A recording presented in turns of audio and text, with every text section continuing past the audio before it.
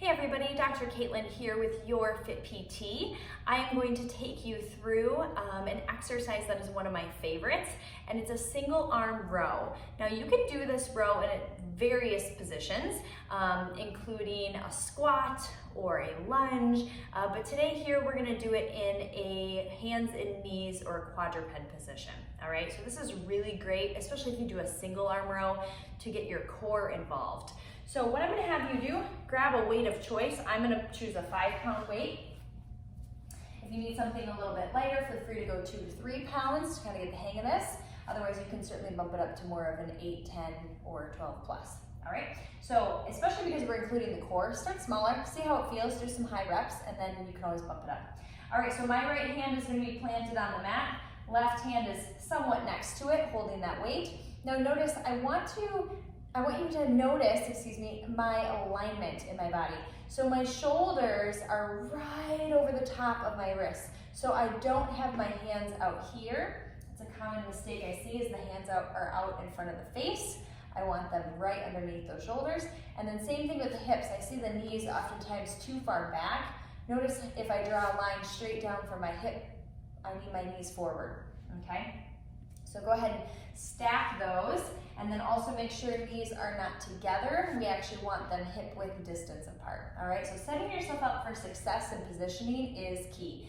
As you inhale, fill your rib cage, fill your lung space. If you've heard me talk about core, you've heard this a million times before. As you exhale, draw your belly up and in. Big exhale, drive that elbow up and back. Inhale, come back down.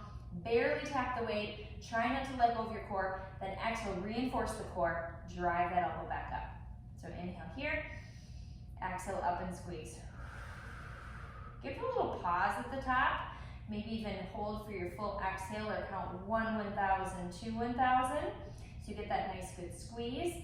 Now notice I'm not using momentum to pull the weight, okay? I'm also not twisting as I pull. I'm very much keeping a stable, strong body, and I'm using my core system to balance me as I pull.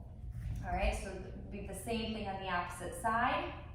Exhale, drive it up and back, inhale down.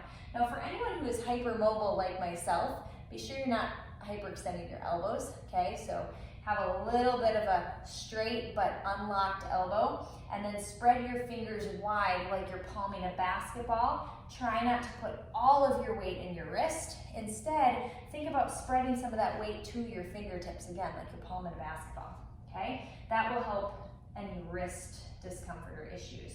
If you happen to not tolerate this with your wrists, you also could just grab both dumbbells. So you have both dumbbells kind of in this position here, and then you just do 1 row. Okay, so pretend that I have 2. So then my wrist is supported in neutral on that opposite side while I'm rowing on this side.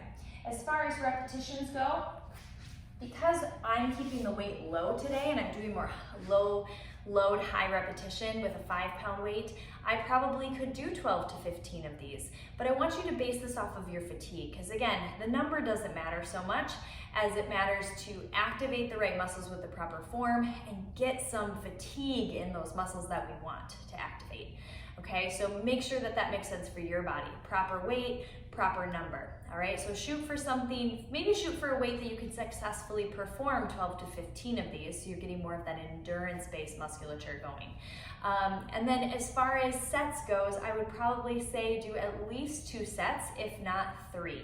Give yourself a break in between. Sometimes it's even just enough of a break to go right side 12 to 15 times, left side 12 to 15 times, and then repeating that 1 or 2 times more.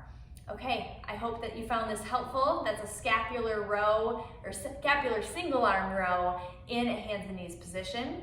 And feel free to subscribe and join us if you like what you see here.